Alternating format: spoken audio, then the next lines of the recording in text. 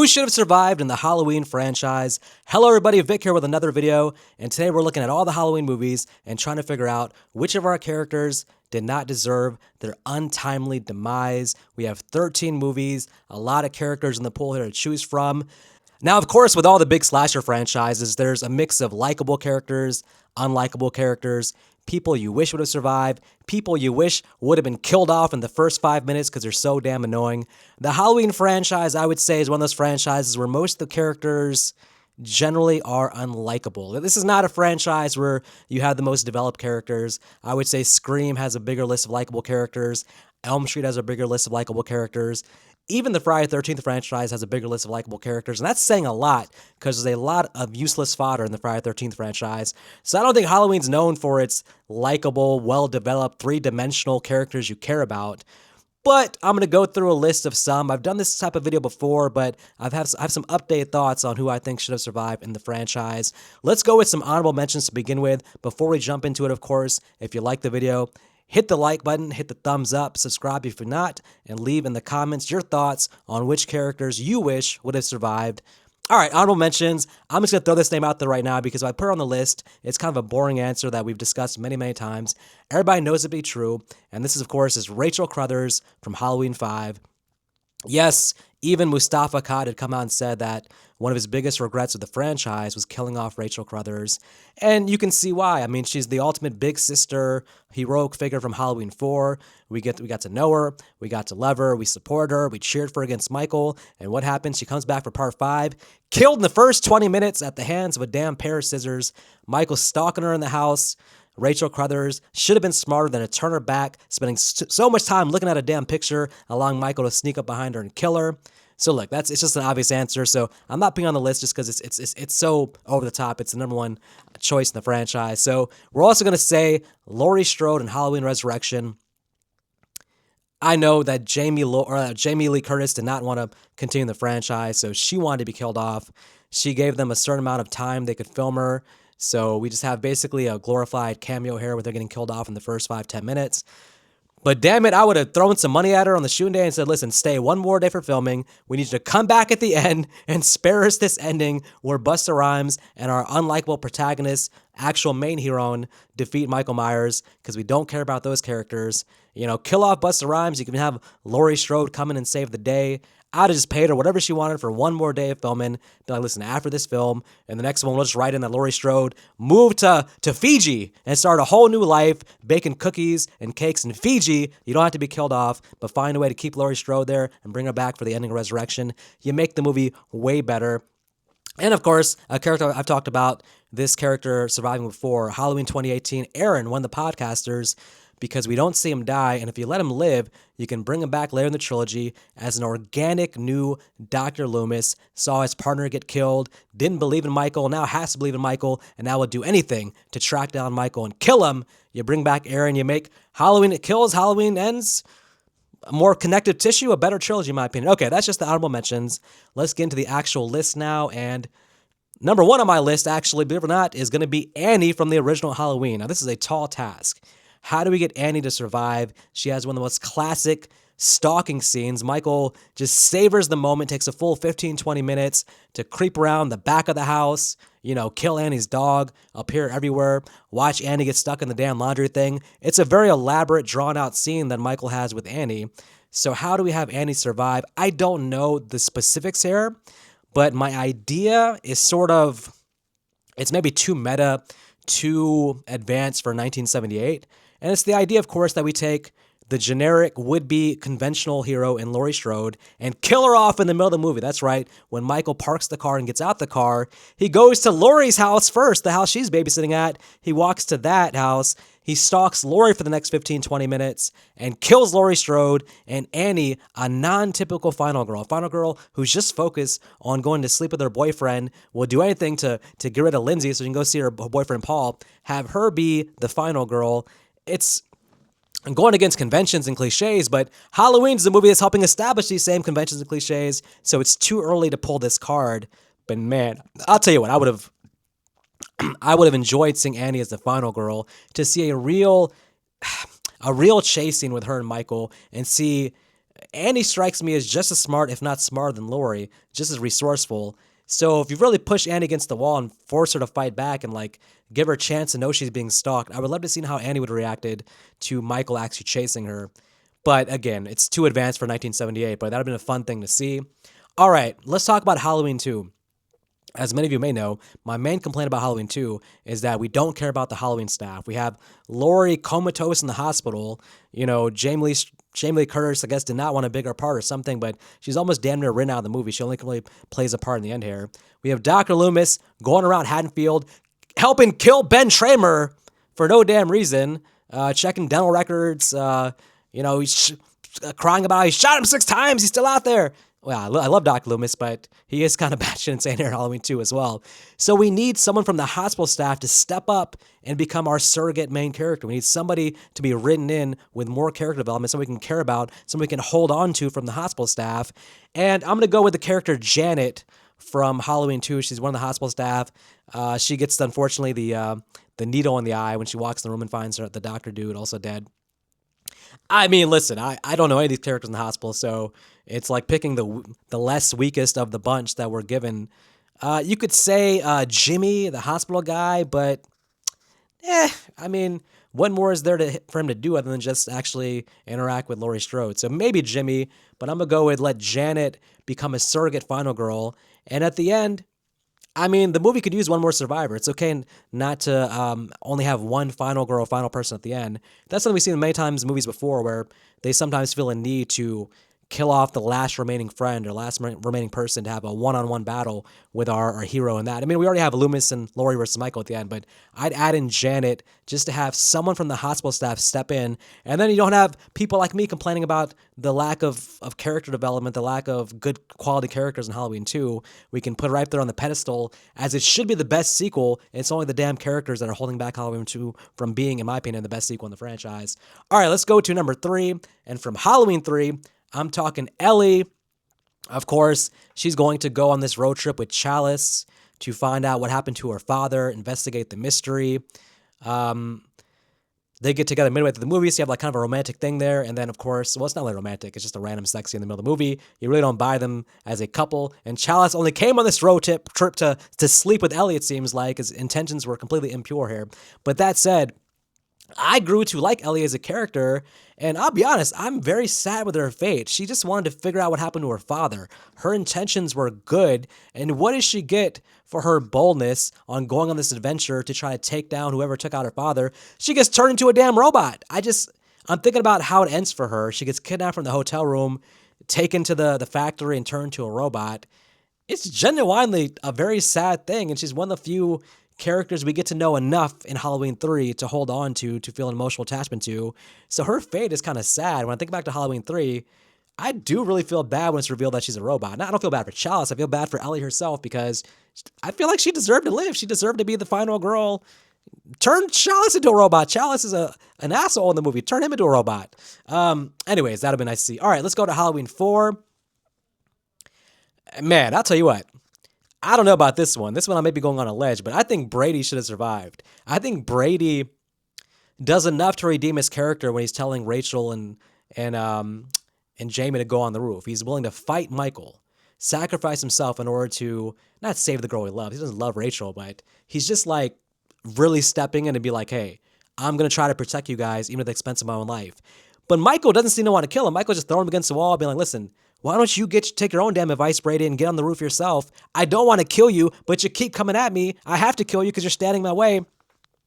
Brady did enough to redeem his character. Now I'm like, hey, oh, cool. Let's have Brady actually get away with Rachel and Jamie. Let's have Brady there at the end. You can make, like I said, I like all the characters in Halloween 4, so I'm down to see all these people survive in Halloween 4. Whoever you want to serve, let's live in Halloween 4, I'm down for, because I actually like all the characters almost. Even Meeker's daughter, I feel like, is redeemable. So, I don't know. I'm interested to see Brady survive. You could just have that scene be pretty much Michael beats his ass, throws him against the wall, throws him down the stairs. So then you still have Rachel and Jamie get chased on the roof, but then later on, when Loomis or somebody comes, you find Brady unconscious in the house. Michael's not going to go back in the house and kill Brady afterwards. Just throw him down the stairs. He's going to move on to his main target, which is Jamie and Rachel. And you just have potential to bring Brady back in Halloween 5 and just keep exploring the dynamic between him and Rachel. Can they be a couple? Can they not be a couple? They're a better couple than Alice and what's-his-face in Halloween 2018. And they bring that dude back for Halloween Kills. I mean, maybe kill Brady in Halloween 5, but I would experiment the idea of letting Brady live in Halloween 4. Okay, Halloween 5, speaking of that, now this one's going to ruffle some feathers because I said in my honorable mentions that let's, of course, keep Rachel alive. I'm going to go ahead, this is the first time I've said this, I'm going to let Tina survive Halloween 5. Tina, who throws herself in front of Jamie and gets stabbed by Michael. They filmed that death scene in a way that's very ambiguous. Michael stabs her in the shoulder. He doesn't give her a death stab. He stabs her as if he's like Dr. Loomis, like, just get the hell out of my way, girl. Like, I don't want to kill you. He stabs her in the shoulder. She goes to the ground, and it doesn't look like a death thing. And she's like, just like crawling on the ground. She looks like she's in pain. And then it's like the director like made some kind of decision, like, okay, now show her being rolled in the ambulance dead. Well, why didn't you give her a real death scene? If the original plan was for her to die, then actually have Michael like stab the shit out of her and have her fall to the ground actually dead unconscious. But they filmed away exactly how, like, it reminds me of how Kirby died in Scream 4, or didn't die, when she gets stabbed, but then you cut to her on the ground kind of like in pain, but you don't show her dead. It's like kind of leaving the option open. I just left it open. Nothing changed about Halloween 5. If Tina just goes to the hospital and is in the hospital recovering from a wound, nothing changes there. But you just allow Jamie not to have her two big sister figures die in the same movie. First Rachel, and now Tina. They both got to die. How much do we got to traumatize and destroy this little girl's mind, having everybody she gets close to get killed? We don't know what the hell happened to her friend Billy, her little kid friend Billy. So I think it'd be interesting to keep it ambiguous. Again, Halloween 5 looks like it's setting up all this stuff for Halloween 6. Have Tina just rolled off to the hospital. Still, who knows if she's alive or dead, but you leave the option to bring her back for Halloween 6. Again, I like Halloween 6. I like Karen Halloween 6, but you could have used Tina there or Rachel Crothers if you let one of them survive. So that would have been interesting. As much as many people hate Tina, I've come to think that she's actually not a bad character. All right, Halloween 6, listen. I don't count Dr. Loomis as a death in Halloween 6. Him screaming at the end, I don't know what that is, but I don't think that's a death scene. I don't think Michael killed Dr. Loomis. I'm still in the theory that Michael would never kill Dr. Loomis. He loves the chase, the cat and mouse chase with himself and Loomis. He's playing a long-term, lifelong game with Loomis. I think Michael would be happy with Loomis just being alive forever and always chasing him. I think the whole, when he goes on his stalking spree, I think for Michael, it's like, he's always like, well, one thing I know I got to deal with is Dr. Loomis. I know he's somewhere here. I think Michael kind of likes it. I don't know. So I'm not counting that as a death scene. But of course, theatrically and producer cut, Jaime Lloyd, traumatized as a kid, all this trauma, kidnapped as a kid, held captive by the Cult of Thorn, and now killed unceremoniously here at the beginning of Halloween 6. No, let's keep Jaime Lloyd alive. Let's ideally cast Daniel Harris here if we can, but if not, then let's still keep her alive because, again, Halloween 6, they weren't thinking they were ending the timeline. They were thinking, hey, we're continuing on with the Halloween franchise. If Halloween 6 did well at the box office, they would have continued with that Thorn timeline, that Thorn story. I don't think the plan was to reboot completely. H2O was a necessity because Halloween 6 bombed with both audience members, critics, money-wise. They had to pivot away from the whole damn Thorn storyline after Halloween 6, but maybe there's more goodwill with the audience. Maybe critics like it more if you just actually have Jaime Lloyd be a true hero in the movie and let her finish her trilogy. Let her get actual closure as the main character of the Thorn trilogy. So you got to keep Jaime Lloyd alive there. Okay, Halloween H2O. I've thought about this, and I can see a scenario where the character Will, Laurie Strode, Carrie Tate's would-be boyfriend, who's just likable enough to where you can see them being a couple, I can see him surviving. I think that the trade-off is you keep Will alive and you kill off LL Cool J. I think that makes more sense to me. You don't need Laurie Carrie Tate. Her one human connection she's made as an adult here is probably with Will. Let her have a happy ending to a degree. I mean, why do we need LL Cool J's character alive at the end? It's so random, meaningless. Everything, LL Cool J grabbing Laurie and be like, it's okay, he's dead. all that could have been just Will doing that. So have the same, have it flip around. Have LL Cool J mistaken Will for Michael, shoot Will in the head, and then have Michael kill LL Cool J and have Will come back at the end. I think I could see it. I could see it. Okay, Halloween Resurrection. I've talked about this many times. There's one likable character, Rudy, played by Sean Patrick Thomas, who looks like just a good friend throughout the movie, a likable, logical character. And when shit hits the fan, he sacrificed himself for Sarah. She runs up the stairs, not giving a damn about him. She's going to run upstairs, lock the door, and act like she never met a guy named Rudy. So long, Rudy. Nice to know you. Meanwhile, Rudy has to fend for himself in the kitchen. He does a good job initially, but then as he's exiting, he doesn't see there's a clear pathway to a different room. Instead, he goes for a back door, which is locked, and then he gets killed. So let Rudy survive. And the trade-off here, of course, is you have to kill Busta Rhymes. You have the same exact scenario at the end, but it's Sarah and Rudy against Michael, and Busta's long gone, killed early in the movie when he dared to tap Michael in the head and call him names and just tell him to get the hell out and skedaddle out the way. So Busta goes, Rudy stays, and I'm still saying, hey, bring back freaking Laurie Strode here at the end to help save the day as well. All right, what else we got? Just a couple other things here. Halloween 2018, Alice's father in Halloween 2018, an underdeveloped, underutilized, useless character. If you're thinking sequels, I would have kept the father alive. You know why? Because his death means so little in Halloween 2018. He dies so easily. There's no reaction to his death from Karen or Allison. What was the purpose of killing him? You might as well keep him alive. Bring him back in Halloween Kills. You can have him be a part of the mob in Halloween Kills. You can have him be in the hospital. You can have him hanging out with Karen. You can give him more of a character, more development there. Have him die in Halloween Kills. Then with the spotlight being on Allison and Karen, the death maybe hits harder. His death is so meaningless that it's almost not worth it to kill him. So I'm keeping him alive. Have Michael walk up behind him and throw his ass across the lawn, and he hits his head on the corner of the deck and passes out for the rest of the movie. I don't know. If you're going to kill him, I need a reaction. I need Allison to be like, hey, where's dad? I need Karen to be like, hey, where's my husband? They go throughout the entire rest of the movie just making Laurie Strode, the center of their universe, which I understand that's her grandmother, but their family is her. Her immediate family right now is her mother, and her father. At some point, I'm just like, they're thinking like, where's dad? Where's dad would have been a nice thing to put in the script. They try to force some kind of like sadness in Halloween Kills, but I'm just not buying it because I feel like that would have been addressed here in Halloween 2018. So keeping the father alive, unless you give him a more meaningful kill with the reactions from his loved ones in Halloween 2018. And of course, finally, no secret here, Corey in Halloween Ends. You build the whole movie around Corey. He's the main character for the first 55 minutes. You've abandoned the first movie of the trilogy and said, hey, we want to do something completely different here. A whole new story. We're going to spotlight Corey. I'm with it. Let's do it. Let's do something different. Let's spotlight Corey. You got Corey, Allison are our main characters. Why are you killing Corey at the end, right before the actual climax, and then pivoting to an unneeded, unbuilt up, unearned battle between Laurie and Michael that nobody asked for in this movie? It is the wrong ending to this movie. You could say it's the right ending to this trilogy, but once you went down the route of building Halloween Ends around Corey, you need to pay it off to make this movie work.